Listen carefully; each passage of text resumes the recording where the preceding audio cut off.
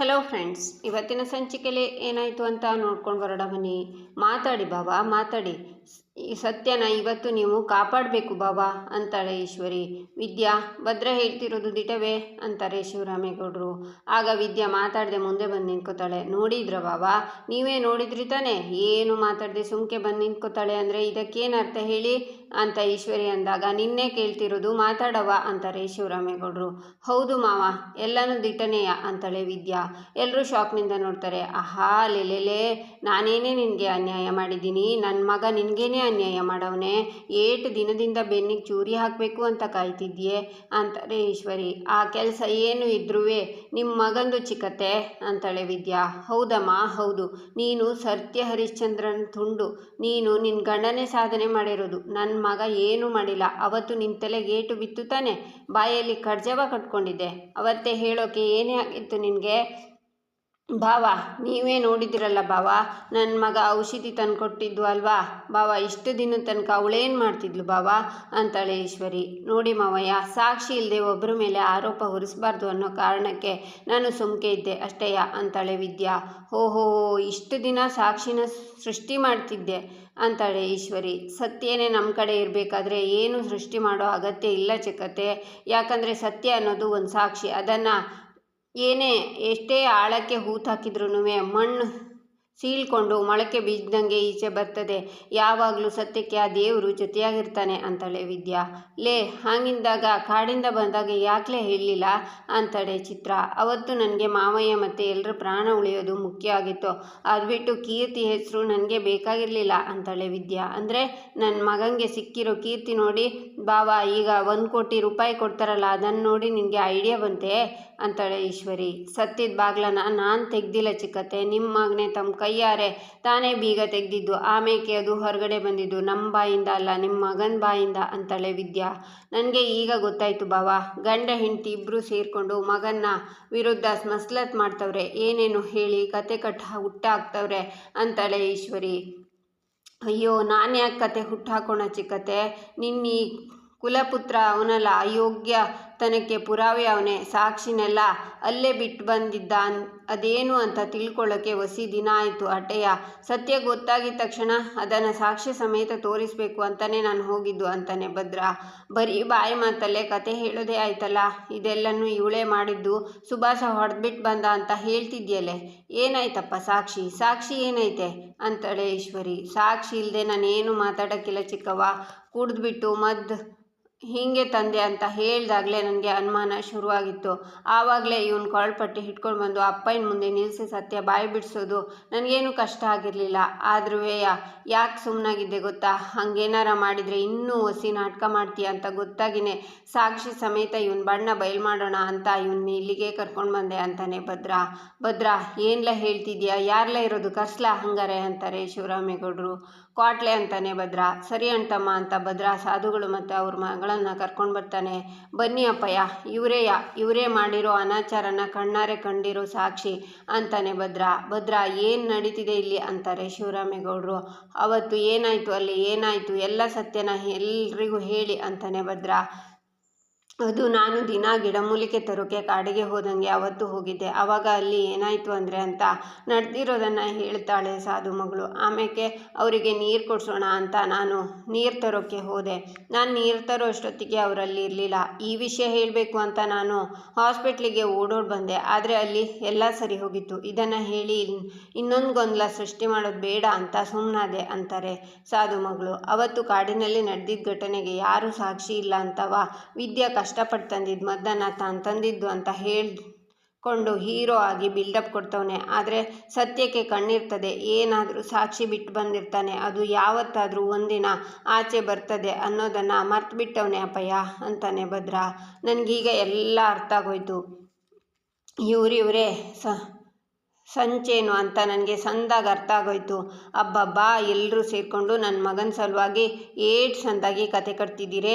ಸರಿ ಬಾವ, ಇವಳು ಹೇಳಿದ್ದು ಸತ್ಯ, ಎಲ್ಲರೂ ಒಪ್ಕೊಳ್ಳೋಣ. ಆದರೆ ಸತ್ಯ ಇವಳಿಗೆ ಗೊತ್ತಾ ಬಾವ ಅಂತ. ಭದ್ರಂಗೆ ಹೆಂಗೆ ಗೊತ್ತು? ಭದ್ರ ಏನೂ ನೋಡಿಲ್ಲ, ಆದರೂ ಇವಳು ಅಲ್ಲೇ ಇದ್ಲು ಅಂತ ಹೇಳೋಕೆ ಹೆಂಗೆ ಸಾಧ್ಯ ಬಾವ? ಆಯಿತು ಕಣವ, ಸರಿ, ನೀನು ಹೇಳಿದ್ದನ್ನೇ ನಾವು ಒಪ್ತೀವಿ. ಅದಕ್ಕೆ ನಮ್ಮ ಸಮ್ಮತಿನೂ ಅದೇ. ಆದರೆ ಇಷ್ಟು ದಿನ ಯಾಕವ ಸುಮ್ಮನೆ ಇದ್ದೆ?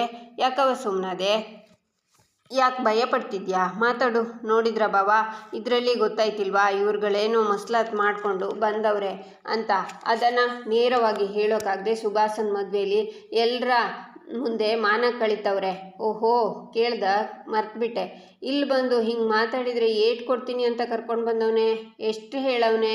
50,000, 1,00,000, 2,00,000, 50,00,000 ಅಂತಾರೆ ಈಶ್ವರಿ. ಚಿಕ್ಕವ್ವ ಅಂತ ಕೂಗ್ತಾನೆ ಭದ್ರ. ನೋಡಿ ಬಾವ, ನಿಮ್ಮ ಮುಂದೆ ನನ್ನ ಹಿಂಗೆ ಗದರ್ತಾನೆ ನೋಡಿ ಬಾವ ಅಂತಾರೆ ಈಶ್ವರಿ.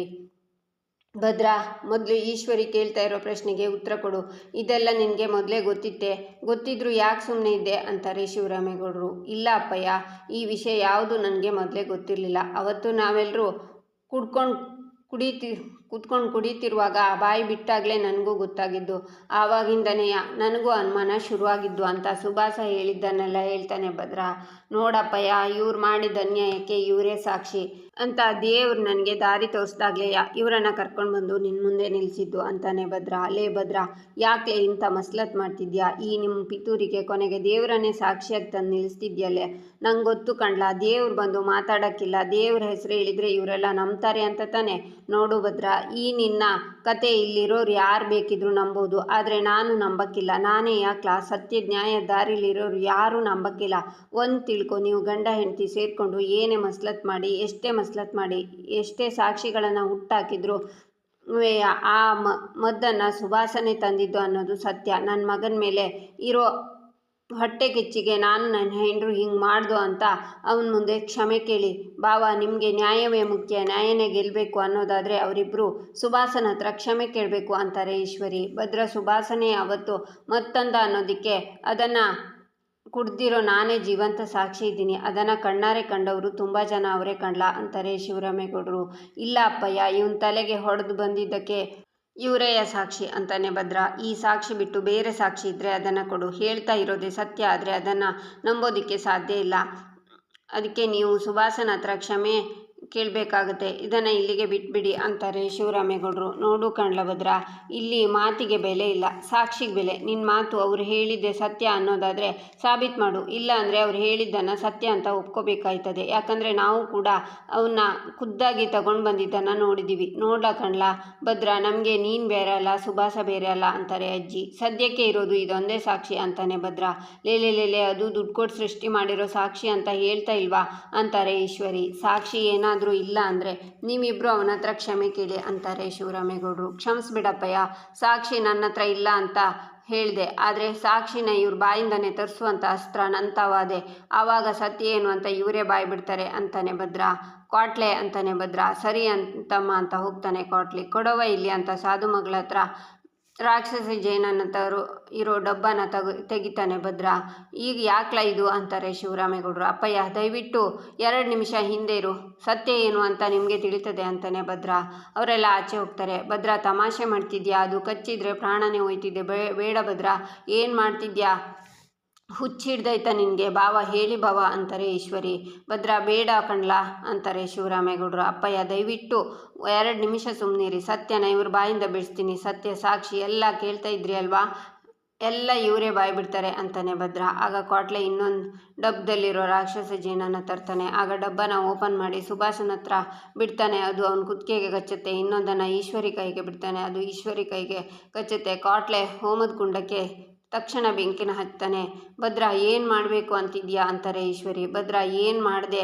ಅದು ಕಚ್ಚಿದ್ರೆ ಸತ್ತೋಯ್ತವ್ರೆ ಅಂತಾರೆ ಶಿವರಾಮೇಗೌಡರು. ಅಪ್ಪ ಸುಮ್ಕೆ ಇರಿ, ನಿಮಗೆ ಎಲ್ಲ ವಿಚಾರ ಅರ್ಥ ಆಗ್ತೈತೆ ಅಂತಾನೆ ಭದ್ರ. ಕೊನೆಗೆ ಹುಳ ಕಚ್ಚಿಸಿದೆ ಅಲ್ವಾ, ಇನ್ನು ನಮ್ಮನ್ನು ಸಾಯಿಸಬೇಕು ಅಂತಲೇ ಹೊರಟಿದ್ದಾನೆ. ಏನು ಮಾಡಬೇಕು ಅಂತ ಇದ್ದೀರಾ ಎಲ್ರೂ ಅಂತಾರೆ ಈಶ್ವರಿ. ದೊಡ್ಡಪ್ಪ, ನನಗೆ ಆಯ್ತಿಲ್ಲ, ಹೆಂಗಂಗೋ ಆಯ್ತದೆ, ನನ್ನ ಜೀವ ಉಳಿಸು ದೊಡ್ಡಪ್ಪ ಅಂತಾನೆ ಸುಭಾಸ. ಭದ್ರ, ಏನಾರ ಮಾಡ್ಲಾ, ಯಾಕ್ಲ ಹಿಂಗೆ ಮಾಡ್ತಿದ್ದಿ ಅಂತಾರೆ ಶಿವರಾಮೇಗೌಡರು. ಅಪ್ಪ 1 ನಿಮಿಷ, ಇವ್ರ ಜೀವ ಉಳಿಸೋ ಮದ್ದನ್ನು ಆಗಲೇ ಸಾಧುಗಳು ಸಿದ್ಧ ಮಾಡ್ಕೊಂಡವ್ರೆ. ನಿಮ್ಮ ಪ್ರಾಣ ಉಳಿಸೋದು ಈಗ ನಿಮ್ಮ ಬಾಯಿಂದ ಬರೋ ಸತ್ಯ ಮಾತ್ರ. ನಿಜ ಹೇಳಿ, ಔಷಧಿ ತಗೊಳ್ಳಿ ಅಂತಾನೆ ಭದ್ರ. ದೊಡ್ಡಪ್ಪ, ನಾವು ಹೇಳ್ತಿರೋದು ನಿಜ, ಇವ್ರು ಹೇಳ್ತಿರೋದು ಸುಳ್ಳು. ನಮ್ಮನ್ನು ನಂಬಿ ದೊಡ್ಡಪ್ಪ, ನಾನೇ ಕಾಡು ಒಳಗೆ ಹೋಗಿ ಮದ್ದು ತಂದಿದ್ದು ಅಂತಾನೆ ಸುಭಾಸ. ಭದ್ರ, ಹೌದು ಕಣೋ, ಮದ್ದನ್ನು ಸುಭಾಸನೆ ತಂದಿದ್ದು ಅಂತಾಳೆ ಈಶ್ವರಿ. ಸತ್ಯ ಹೇಳಿದರೆ ಬದುಕ್ತೀರಾ ಚಿಕ್ಕವ್ವ ಅಂತಾನೆ ಭದ್ರ. ಬಾವ ಹೇಳಿ ಬಾವ, ನಮ್ಮ ಜೀವ ಉಳಿಸೋಕೆ ಅಂತಾರೆ ಈಶ್ವರಿ. ನೋಡಿ, ನಿಮ್ಮ ಜೀವಕ್ಕಿಂತ ನಿಮ್ಮ ಸುಳ್ಳೇ ನಿಮಗೆ ಮುಖ್ಯ ಅನ್ನೋದಾದರೆ ನಾನೇನು ಮಾಡೋಕ್ಕಾಗ್ತಿಲ್ಲ ಅಂತಾನೆ ಭದ್ರ. ನೋಡ್ರವ್ವ, ನಿಮಗೆ ಕಚ್ಚಿರೋದು ಸಾಮಾನ್ಯ ಹುಳುಗಳಲ್ಲ, ತಾಯಿ ಹುಳುಗಳು. ಇದರಲ್ಲಿ ಕಾಳಿಂಗ ಸರ್ಪಕ್ಕಿಂತ ಹೆಚ್ಚಾಗಿ ವಿಷ ಇರ್ತದೆ. ತಡ ಮಾಡಬೇಡಿ, ಸತ್ಯ ಹೇಳಿ ಅಂತಾರೆ ಸಾಧುಗಳು. ಅತ್ತಿಗೆ, ನಿಮಗೆ ಸತ್ಯ ಗೊತ್ತಿದ್ರೆ ಹೇಳಿ, ಜೀವ ಉಳಿಸ್ಕೊಳ್ಳಿ. ಜೀವ ಇದ್ರೆ ಏನು ಬೇಕಿದ್ರೂ ಮಾಡ್ಬೋದು ಅಂತಾಳೆ ಸಾವಿತ್ರಿ. ಸತ್ಯ ಒಪ್ಕೋತೀನಿ, ಇವ್ರು ಹೇಳ್ತಿರೋದು ಸತ್ಯ ಭಾವ ಅಂತಾಳೆ ಈಶ್ವರಿ. ಹೌದು, ಇವ್ರು ಹೇಳ್ತಿರೋದೆಲ್ಲ ಸತ್ಯನೇಯ ಅಂತಾನೆ ಸುಭಾಸ. ಆ ವಿನಂತಿ ಅಳ್ತಾ ನಾಟಕ ಮಾಡ್ತಾ ಬರ್ತಾಳೆ. ನಿನಗೇನವ ಆಯಿತು ಅಂತಾರೆ ಶಿವರಾಮೇಗೌಡರು. ಭಾವ, ನೀವ್ಯಾರು ಹಟ್ಟಿಲಿ ಇಲ್ಲದೆ ಇದ್ದಾಗ ಸುಭಾಸನನ್ನು ಬಲವಂತ ಮಾಡೋಕೆ ನೋಡ್ದ, ಇದಕ್ಕೆಲ್ಲ ನವ್ಯ ಅವರೇ ಸಾಕ್ಷಿ ಅಂತಾಳೆ ವಿನಂತಿ. ಇಲ್ಲಿಗೆ ಈ ಸಂಚಿಕೆ ಮುಕ್ತಾಯವಾಗುತ್ತೆ. ಮುಂದಿನ ಸಂಚಿಕೆಗಾಗಿ ನಮ್ಮ ಚಾನಲನ್ನು ನೋಡಿ, ಸಬ್ಸ್ಕ್ರೈಬ್ ಮಾಡಿ, ಲೈಕ್ ಮಾಡಿ, ಸಪೋರ್ಟ್ ಮಾಡೋದನ್ನು ಮರಿಬೇಡಿ.